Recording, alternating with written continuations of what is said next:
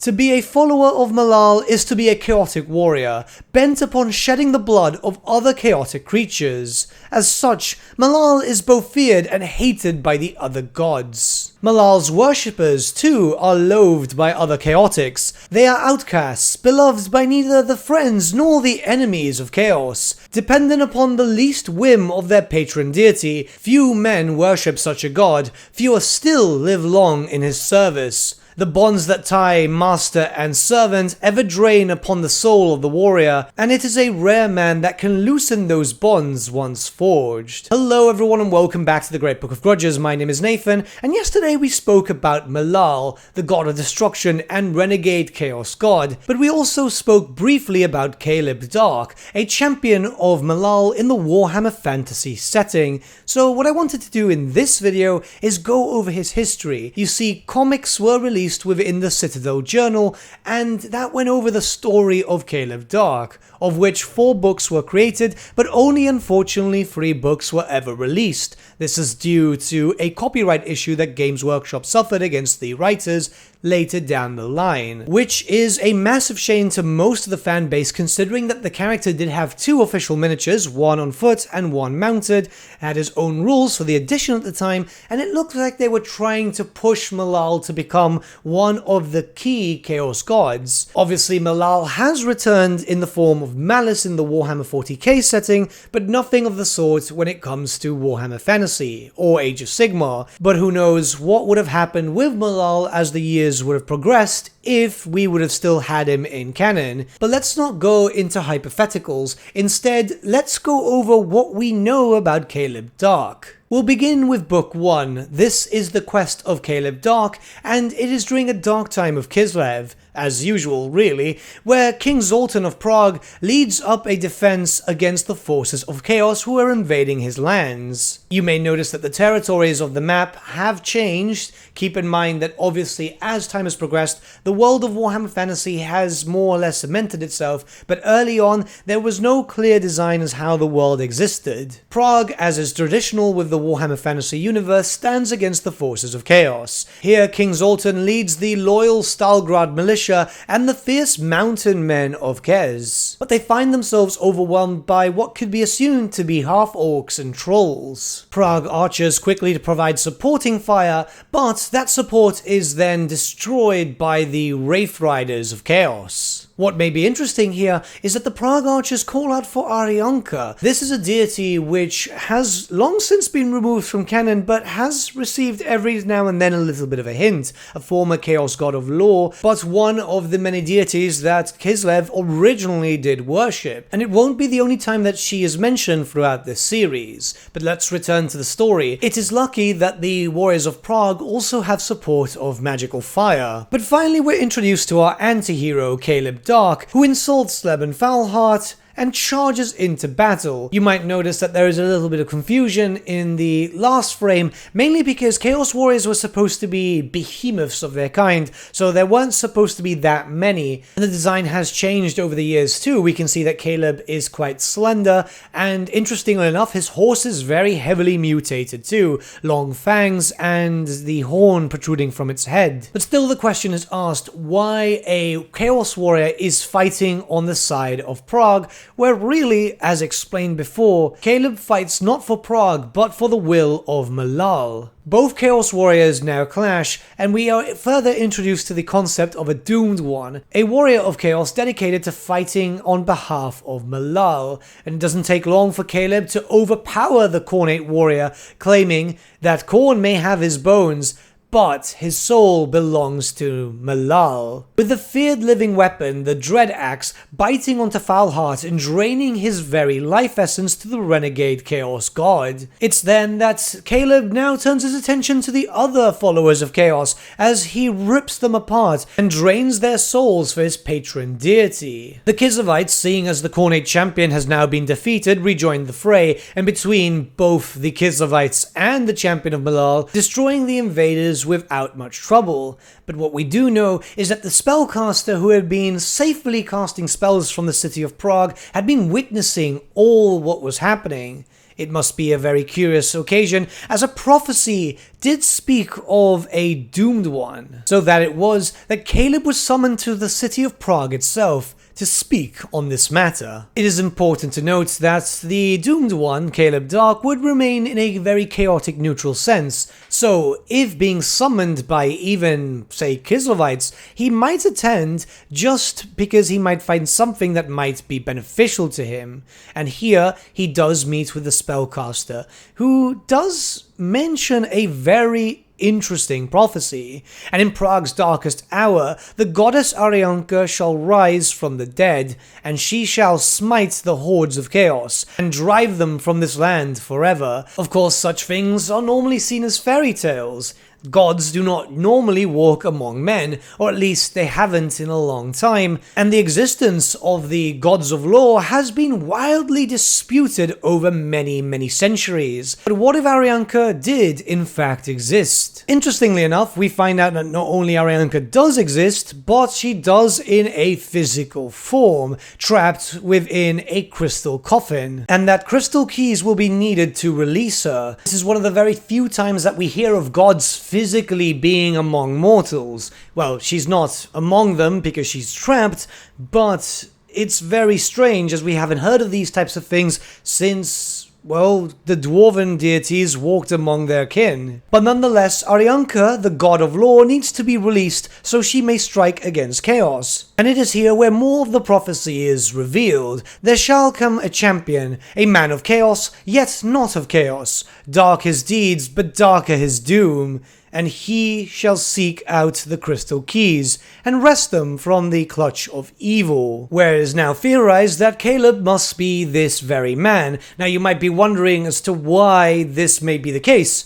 Why would Malal want a champion of his own to rescue a god who would probably seek the end of Malal itself? But this is simply because we know the gods of law are directly opposed to the gods of chaos, and Malal wants to see the destruction of chaos, knowing that with his rivals gone, he may ascend to power. It's a very interesting subject, but before Caleb can agree, he must consult with Malal directly, one of the very few times that we also know of a champion directly communicating with a chaos god. Now we move on to book 2, which continues the story a little bit. We've got the warriors of Norska who are now just guarding the entrance to Arianka's site.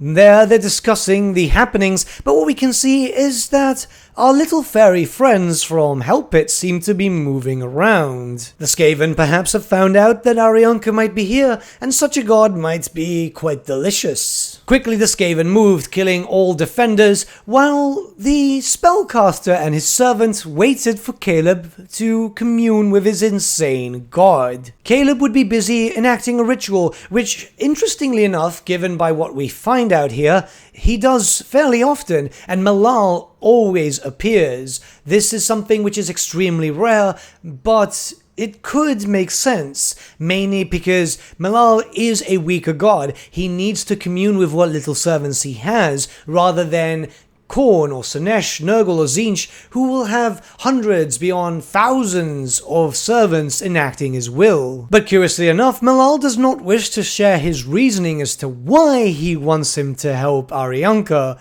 He would just say it is his business and his business alone, but he will be able to share Chaos Blood, and the pact is sealed. Which takes me back to a theory that Malal wanted the gods of law to retain their strength and even get stronger to be able to have a, well, short-lasting alliance against the forces of chaos. That quest may come to an end, however, as the Skaven have pushed their way in and now unleash Warp Flame on the coffin itself. This is rather curious. On the top, there is a three-armed Skaven, which might have been, considering how the design is very similar to its old miniature, the original Throt the Unclean. Defenders rise and meet the Skaven head-on, and you might see here that Caleb mentions, "I smell the stench of chaos." This is because very early on, the Skaven were considered to be part of chaos. Just a bit of a weird thing, as the lore did change over the years, and it made the Skaven its own race, culture, and just general objectives just much more different to what Chaos normally has, but still kind of the same. It would not take long for Caleb to join the fray, with the Dread Axe being indiscriminate of what soul it takes. I wonder what type of soul a Skaven has. One by one do the Skaven fall, and the Kislevites turn back and let the Chaos Warrior do his work, but he is surprised by the power of a warp fire thrower, as its warp flame may be his undoing. But now we move on to Book 3, where we find out that Khorne has realized that Foulheart has been slain by KALEB DAARK, and he is obviously very angry, as this is very early in Warhammer lore, where devoted servants might not exist too much, or at least very powerful ones. So at this point, he summons some of his own famed champions from Norsca, 4 great riders, to go on a mighty quest to slay KALEB DAARK. Caleb, as we were aware in the last book, was trying to resist the warp flame of the Skaven, and here we see something very interesting. You see, the magical shield that was provided by Malal also seems to act as a conduit for him, as when he is called, the shield activates and absorbs the warp fire, then to quickly spit it out at the Skaven in front of him, incinerating them all and making sure that Arianka is safe.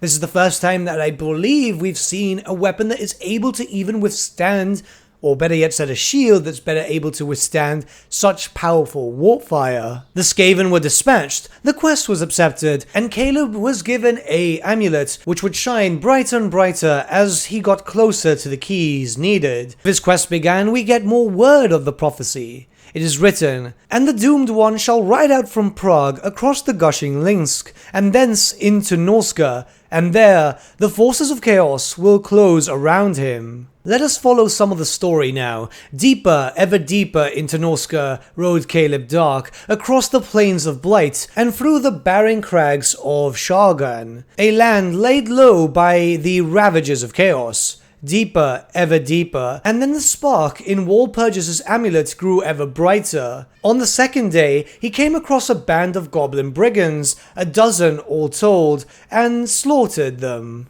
And Dredax drank his fill of their rancid souls. It is next that we hear about Caleb's origins. While Beast, his mutant warsteed, fed on the carrion, the Chaos Warrior prepared a potion from the goblin blood, a potion that would give him dominance over the spawn of chaos, even while it ate away at all that made him human. And he knew the day would come when the human was no more, and he would become one of Malal's undead. This is very curious, as we've not heard much of undeath within the ranks of chaos, at least not that much, and not this early on. But that was the part of the pact he had made long ago, in the southern land, when he was just but a boy, and his soul was still his own, a boy strong of limb and pure of heart, to whom gods and chaos had been the stuff of fairy tales. Until that fateful day, seeing his parents murdered.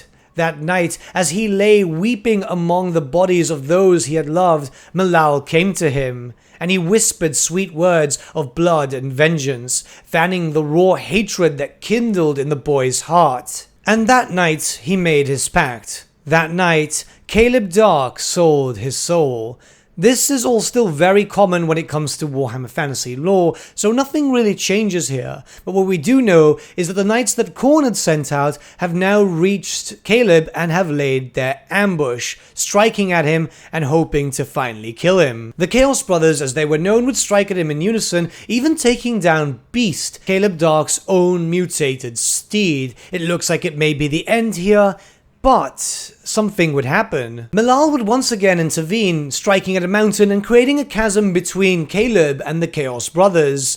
It's one of these things which is very curious, as we've seen Malal extremely active in the protection of Caleb, which is something that we don't normally see when the Chaos Gods empower their servants, basically. But here's unfortunately where the story ends, as there was a next printing God Amok, but never actually got released as far as I am aware. This is one of these things where the copyright issues started coming up. It's a shame, as Caleb was being set up to be quite the anti-hero, the first ever anti-hero for the Warhammer series as far as I'm aware during that time. And who knows where this story could have taken us. Maybe we would have seen Arianka being freed, and a big fight between the gods of law and the gods of chaos, with Malal slowly planning when to strike to take out the victor when they're at their most weakest point. And Caleb could have become one of the most interesting characters in future lore should his lore have been continued. It's a very big shame as we really didn't get much. But what do you think about KALEB DARK, the champion of Malal, and one of the most curious characters to ever be introduced into the Warhammer Fantasy franchise? Let me know your thoughts in the comments below, and let's start a bit of a discussion.